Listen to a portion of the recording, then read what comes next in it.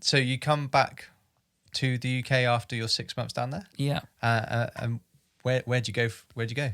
So once I was down there, got my draft in order to go to Plymouth. So I went into the dockyard there on my return after having, I think, 4 months leave. 4 months? Yeah. Wow, okay. Accumulated so much, it's phenomenal. Right. Got back there and said, we've got no ships for you at the moment. Excuse me?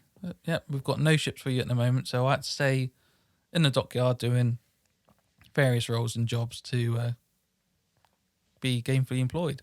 Right. And during that time, I managed to work with the bandmaster there with the Royal Marines.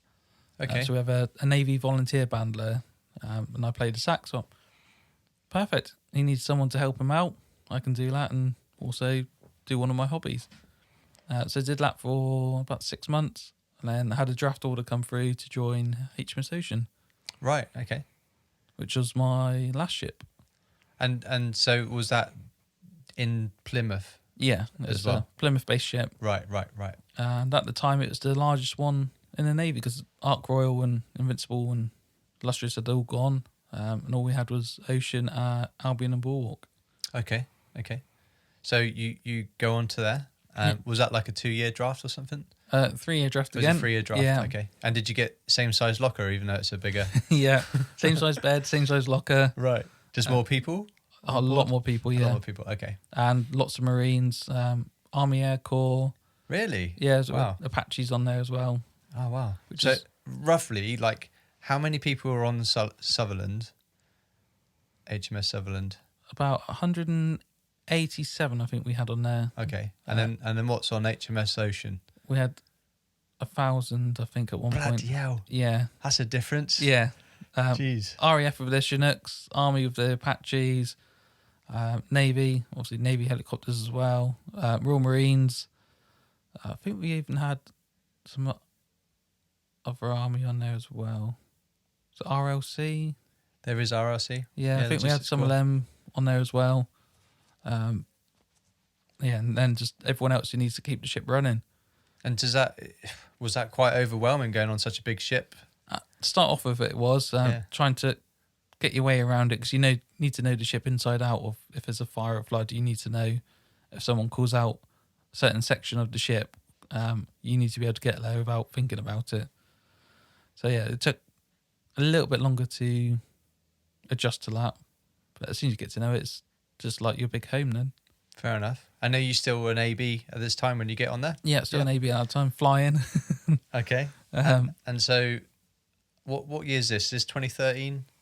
Something like that? Yeah, near the end of 2013. End of 2013. Yeah. And then you go on there, and then is it a case of going off somewhere straight away? Pretty much have work up again, do all the tests and stuff, and then we went off to the Med for 6 months, maybe 7. Same place as you was before? Similar places. Similar place, yeah. Did a few different stops and go off to like Dubai and Abu Dhabi and come back and go through the Suez Canal again, which is really cool. Yeah. Really strange. Seeing land on either side of you and very, very small amount of water either side.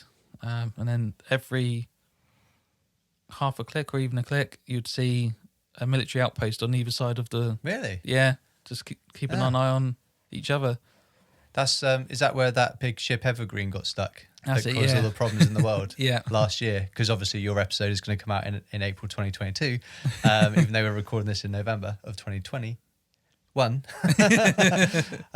So yeah, Evergreen was this year. But so you've experienced that canal. Yeah, it's phenomenal. Really is phenomenal. It's such a weird and eerie...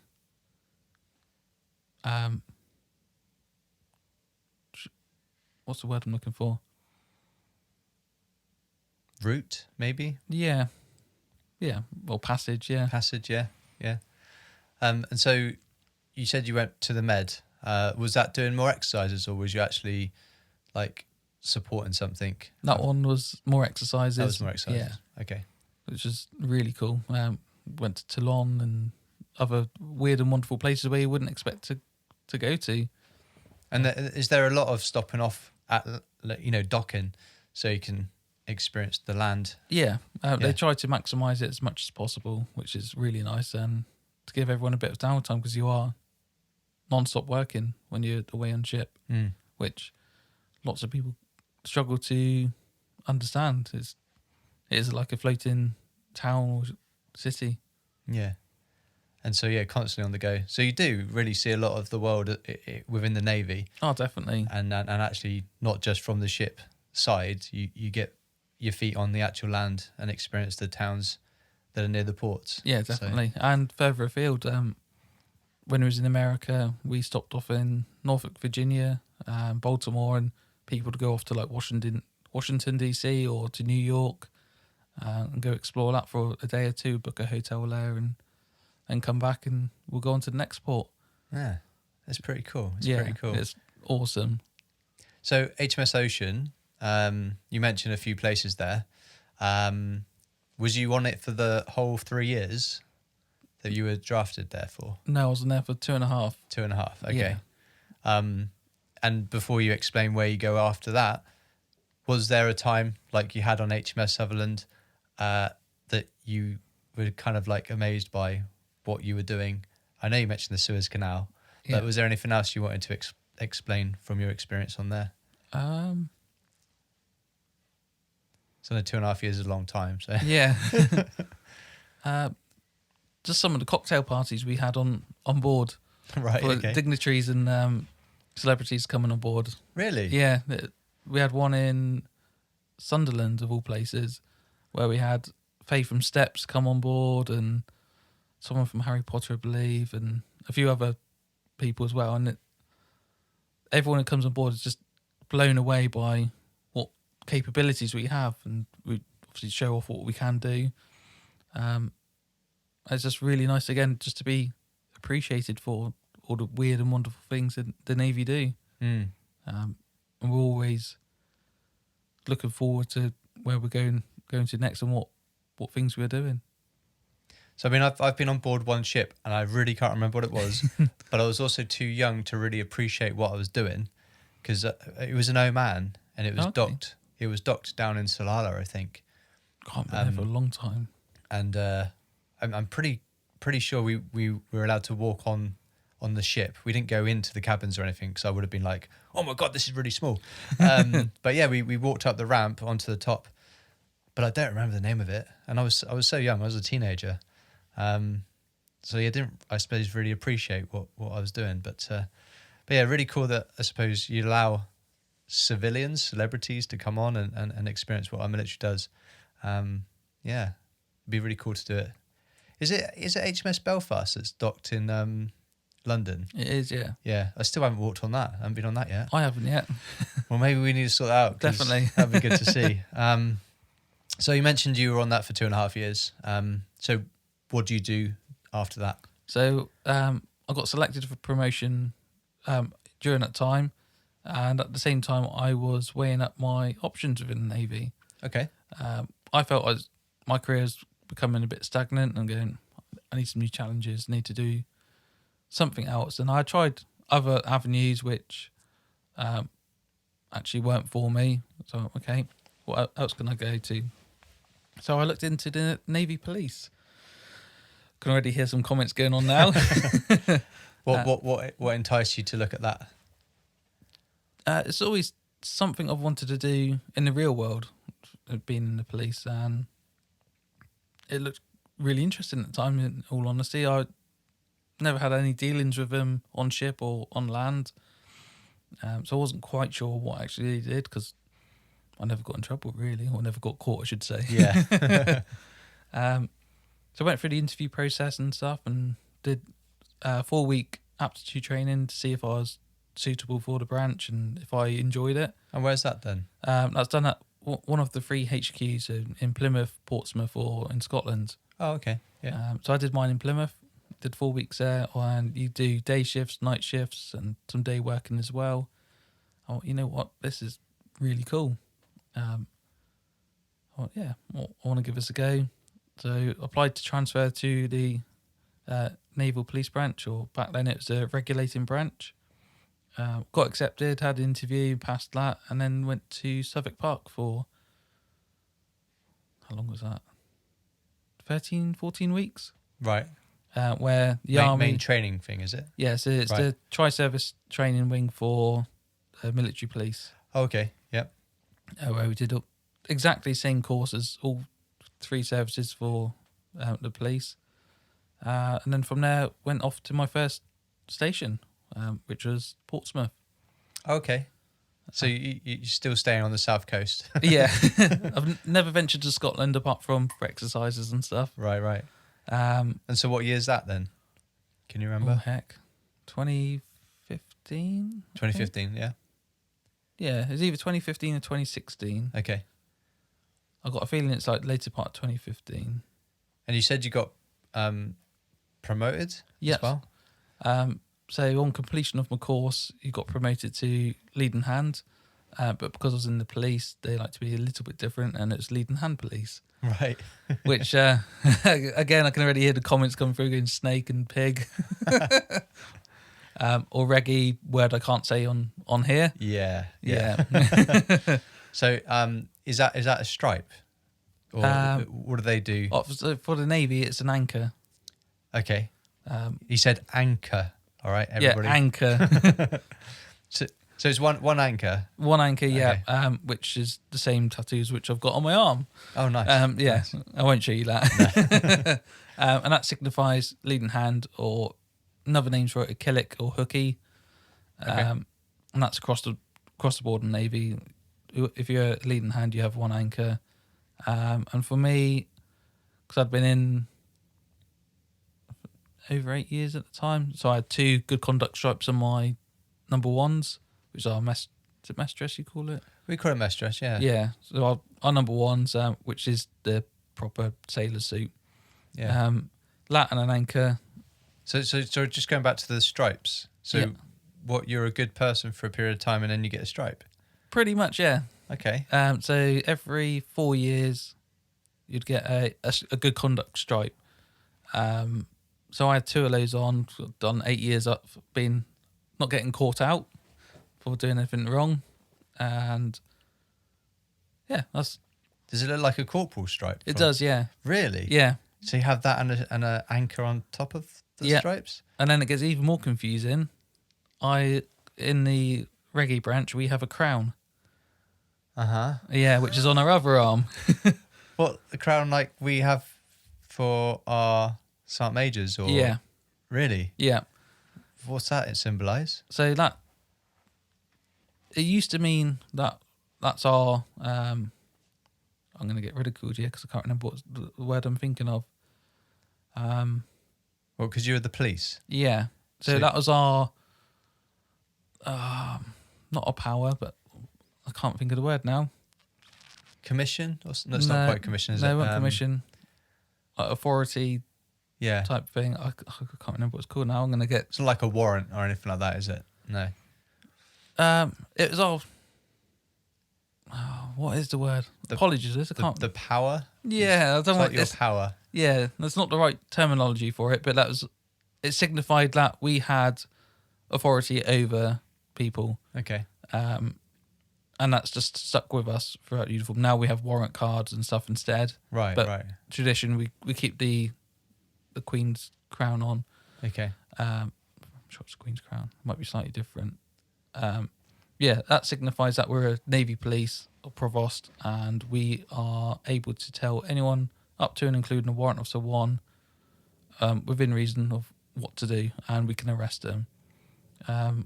Slightly different these days. Obviously, if we need to arrest an officer or whatever, if they've committed a crime, then obviously we can do so. Mm-hmm. So yeah, going through Southwark Park or an army establishment in a white shirt and just seeing a crown on the side, you're just getting saluted left, right, and centre. I'm going, who are they saluting? That's crazy. That is crazy. Yeah. Like even the stripe part is kind of like, I don't know, you're taking a little bit from the army. You want Yeah. a little bit this, a little bit that. Because like we have to do 15 years of long service good conduct and you get a medal. So there's nothing on your mess dress or anything like that apart from the medal. Yeah. That symbolises that. So So we get the 1, 2, 3 stripes, and when I left, I had all 3, and then the next one would have been the gong, What's that? the medal. Oh, right. Okay. Yeah. I didn't know if it's a special kind of No. thing. Interesting. Okay. So I guess you're proud when you pass your police training. I was immensely proud. Yeah, it's for me, it's a bit more challenging being dyslexic. Lots of theory work to learn and recite and learn things for verbatim, which for me was extremely tough. And getting really good grades from it all, I was like, yeah, I've done well here. I'm really proud of myself. Yeah, good. Well, it's a complete change, right, to what you're used to for 8 years. Yeah. So to knuckle down and get it done and complete it, that's really impressive. So, well done. That's all I can Thank say you. on that. Yeah. So then you get drafted. Still call them drafted. Yeah. Yeah. Down to Plymouth. Did you say Portsmouth? Portsmouth. I knew it began with P. So down to Portsmouth, and then what? You start policing straight away. Or? Yeah. So we've got a task book to complete of different things we have to do, and yes, there are one in there of how to conduct an arrest. Doesn't mean we have to arrest someone for it. It's just that to show that you can do it efficiently. You could do it in practice, or if it happens in real life, and that's a win. Okay. So you deal with that, and then once you can prove that you are capable at your job. You are almost left to your own devices, doing patrols and making sure everyone's adhering to the rules, etc. You go on nighttime patrols and work alongside with the local constabulary. Oh, okay. Which was really cool. So we go do license checks with Hampshire Police, or go out on a nighttime economy and help them out as and when needed, and likewise they will help us out as and when needed, which was really, really good. And hopefully that the Navy Police will start doing that again, because COVID and a few other things with manpower, they had to stop that for a little bit. But yeah, fingers crossed they'll go and do that, because it gave everyone so much life experience on how to deal with different situations. Is really, really good. And so from your time there, was there a standout moment? Again, I always ask this, but an experience or a story that maybe your first year or second year that you're like, oh my God, this is a great choice of mine to switch over to be in the Navy Police? Yeah, there's it was I was on day shift, and we went to a community centre within Portsmouth in Southsea, and we had Hampshire Police there and ourselves, and just giving them general safety briefs and stuff. And then everyone wanted to know about the Navy Police and what we can do to help them, and etc. And said, well, we don't have any powers per se for civilians, but we can do civilian arrests, etc. But we're always there to help as well. So if there's someone who is struggling, we will be led to help, and just give the public that reassurance that we're not there for just the military. We are there for everyone and everything. And people coming up to us going, oh, thank you, it's really nice to hear, and thank you for your service, and just being really nice and appreciative that the Navy are there for everyone and everything. That made me feel immensely proud to be part of that, because I haven't ever been able to, apart from the recruiting team, to show off what the Navy can do, which was really nice. That's cool. And so, what does the rest of your time look like? So you've been there, what, 2 years? Did you say? I was there for 2 years, and then unfortunately I became very unwell. Okay. I got misdiagnosed with cancer to start off with, through the Navy. I won't go into too much detail about that. Okay. But yeah, unfortunately lost a testicle to it. I had to go through chemo, all that good stuff. Was told it was in my liver as well, which wasn't amazing news. Came out the other side on that, started to get fighting fit again. And unfortunately, it struck again in my last testicle. So I had to have that removed. Had a fake one put in, which is a great party trick these days. I'm sure everyone can appreciate what kind of party trick that is. You can explain it. Yeah, It's fine. Yeah, okay. yeah. So one of them is I can hit myself in the groin and not feel absolute anything. So I've done it once or twice where I'll go into the bar and go, oh, do you fancy doing a little wager? And I'll go, yeah, what is it? Well, if you kick me in the balls, No. oh yeah, and I flinch, so I'll buy you drinks all night. I said, if I don't, you get me 2 pints and we'll call it quits. 9 times out of 10, a merry bloke will go for it, and I'll get 2 free pints out of it. There's party trick gone now, and I'm never going to get drunk for free again. Oh, wow. Okay. So I've got to make the best of it, and also it helps raise awareness for it, because I am actively promoting awareness for testicular cancer, because it's a horrible thing. I'm now on medication for the rest of my life, and wouldn't want anyone else to go through it, because it is absolutely brutal, as cancer is for anyone who's been part of it or going through it. Well done you for coming out the other side. Thank you. And trying to raise the awareness. And I think the month of November, which we're recording in, is obviously a good month for people to help with that, right? Definitely, yeah. If there's one thing I could say to yourself and every person listening, is check yourself at least once a month, and if not, get your partner to check as well, because they will know just as well as you do at times. Mm-hmm. And if you do find literally anything, don't be afraid to go to the doctors. They will not judge you whatsoever. Because I don't want anyone to go through what I've been through. It's absolutely horrible. I'd rather be completely waxed every day, chest hair, everything, than go through that. It's not nice at all. So please just go check yourself. If you do have any concerns on what to look for, look for Google. It's in the bag, and that will tell you everything you need to know. So in simple terms, if people are driving or can't do the old Google or DuckDuckGo, which is what I use. So basically, rubbing your testicle in your hands. Yeah, and it's feeling for. Is it some sort of lump or something like that? So generally, it's a solid hard lump you feel, which is either around the testicle or on the tubes. For me, it was completely different. Okay. If you want to share, you can. Yeah. I'm more than happy to talk about it if you don't mind. No, this is your episode, so we can.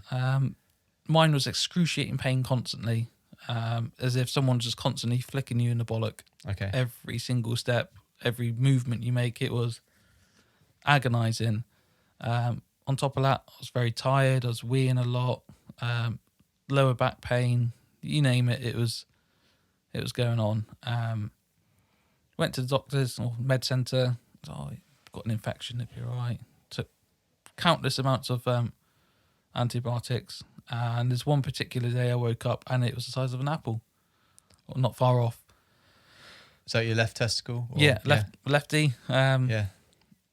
And I hobbled into A&E, and they said, right, that's really not good. We're going to give you an ultrasound. You're probably going to have to wait 2 hours or so. 20 minutes later, they called me in. 2 doctors, 2 nurses, and 2 student doctors. Oh, great. Here we go. I'm on show. Got the jelly out to do the ultrasound and get a good old rummage, screaming out in pain. I can't describe it as gut-wrenching pain, pretty much. Lots of, okay, there's that and that. Next minute, right, we're going to have a discussion and we're going to do another one in a few hours. So left alone again. 5 minutes later, straight back in with a consultant. At the time, I didn't know who he was or what it was about.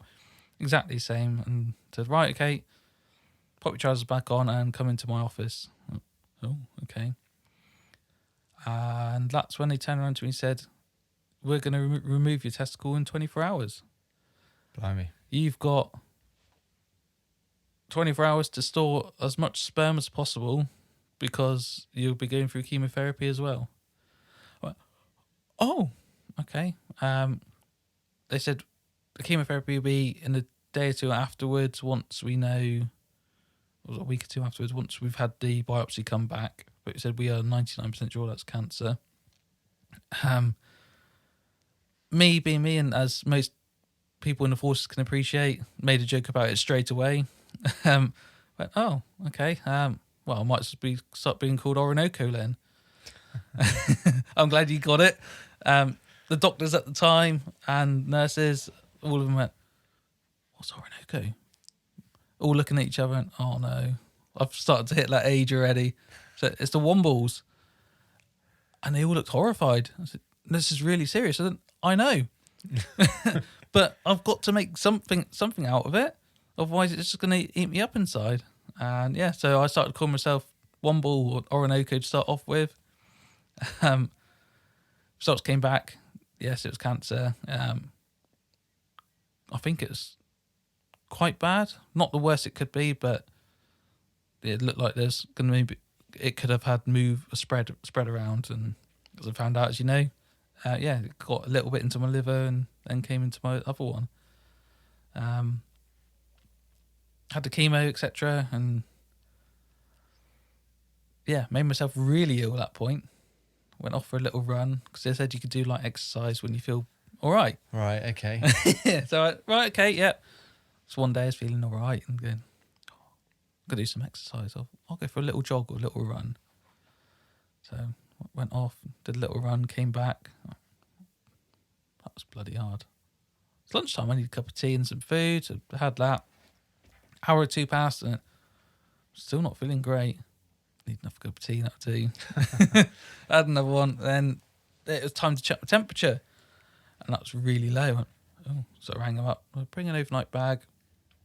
I think it was 4 or 5 days later I came out of being in a cubicle constantly on drips and stuff. Not in a great place. Asked me what I'd done. What? Like exercise, like you told me to do. What like exercise did you do, Larry? Well, I went for a little run. You just see them all roll their eyes. No, light exercises, go for a walk and get a paper from the corner shop. Oh. Well, you didn't say that. So then they had to, what did they do to help you there? So they re-educated me on Right. what I can and can't do. Okay. Continued the treatment. And then once that had all done, I started my return to work scheme. So what, they cleared you? Or, Yeah, but I was on 8 weekly scans and bloods just to make sure it was all okay. And throughout all, they noticed that I had a few specks in my other testy. So I'm not too worried about it at the moment. So if it increases in number or sizes, etc., we'll start investigating. So okay, not a problem. Started work at in the garage at car club on base. I was just trying to get back into some sort of routine for going back into the police, which was really good. Love cars and motorsport, etc. So I'm right at home here. Drunkenly bought a Defender. As you do. Yeah, as you do. Starting to feel a bit better. I put a cheeky bid in of £2,000. Woke up next day, it was all head. Congratulations, you're a proud owner of a Land Rover Defender in Norfolk. Oh my God. So I had to drive all the way up there to get that. Brought it back on base. This is all right. Needs a little bit of work, as they all do. Put it on the ramp and my finger went through the chassis. Oh no. Completely and utterly broke down at that point. Right. Marriage was breaking down or had broken down at that point. And yeah, I was in a not a great place. Mental health took a big hit. But after a cup of tea and some self-reflection is all it was, I went, I'm going to fix that. And it's going to fix me. And sure enough, I fixed it up, went through its MOT with a clean sheet somehow. And then literally 2 weeks later, got told like my other testicle's coming out. Oh, right. I had to go through the same process again, but this time there's no chemo. And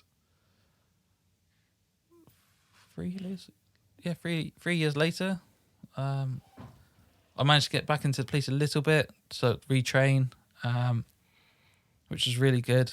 And unfortunately, in 2020, January last year, I slipped over on the ice and hit my knee on the corner of a curb, which then they discovered my cartilage in my knee had 80% wear. Wow. Okay. COVID happened, or happening, shall I say? Yeah. Didn't get any physio or anything for it because of obvious reasons. And then they told me that I'm being medically discharged in May 21. Right. Which was really, really hard pill to swallow.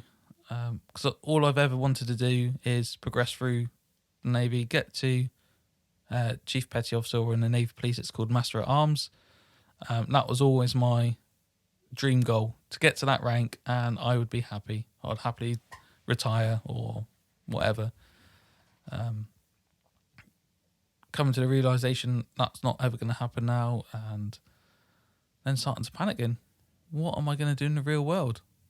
I have not got a clue, because 13 and a half years of my life has been at sea or being in the military. Yeah. So this is you now starting to think about transition. Yeah. Yeah. Completely lost. Well, I think a lot of vets, people in that transition period, do get. I didn't know what I wanted to do, where I wanted to be, etc. And my partner at the time turned around to me and said, what about mechanics? Well, I don't really want to turn a hobby into a job. I'll probably end up hating it. I said, well, you've just come in from the piss and rain after 6 hours on someone's car, fixing it for them, and you're still smiling. So if that's not an incentive, then I don't know what it is.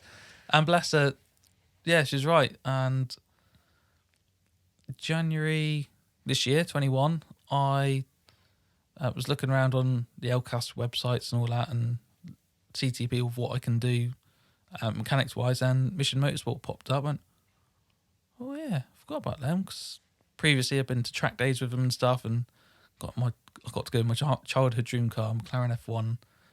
Everyone tells you don't ever go in it. I am so glad I did. It is just as good as I thought it would be. As you can tell, I'm beaming now just thinking about it. Yeah. So I went onto their website and they went vocational courses, and so I was going through. Fantastic. They do IMI level 3, so you're a trained technician in the motor industry. And 8 months later, I'm coming to the end of the course now and absolutely loving it. I've met some amazing people. I've almost got my qualification. I've got other qualifications in the pipeline through Mission Motorsport. I've done a race car championship with them. Yeah, absolutely phenomenal.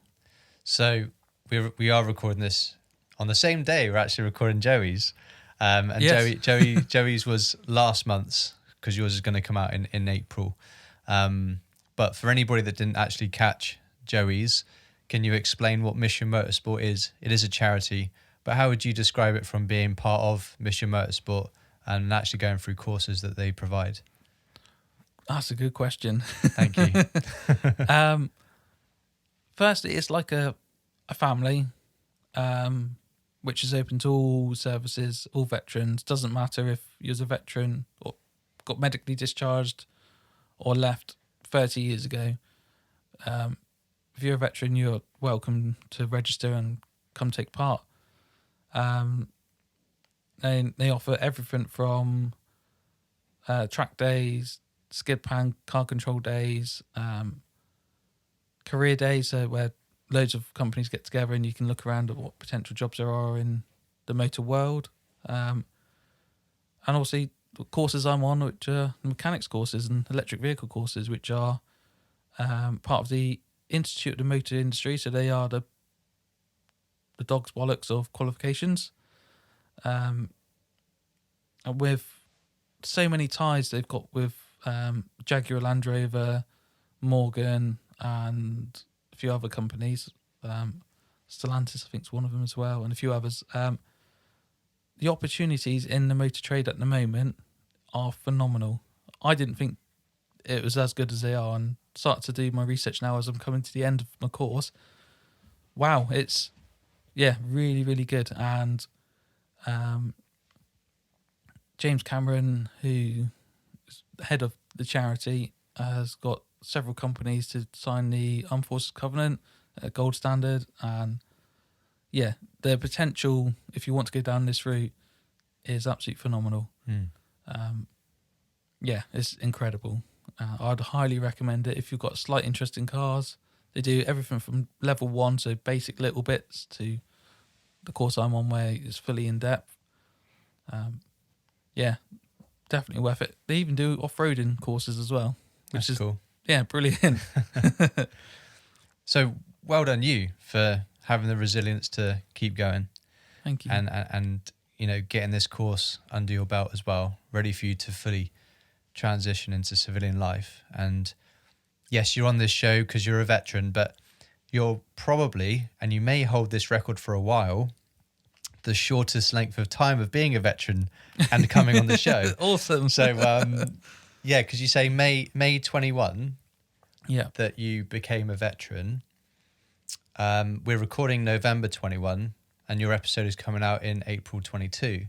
So that's a really short time of being crazy. a veteran. But yeah, I mean, I met you earlier in the year, right? And I think you hadn't been a veteran that long when we connected. I think it might have been a week, if that. Yeah, really, really short. Yeah. So, it's crazy. But in regards to your health, how's the knee and are you having checkups with the cancer to make sure it's still gone? So cancer is 6 monthly checks now, chest x-ray and bloods.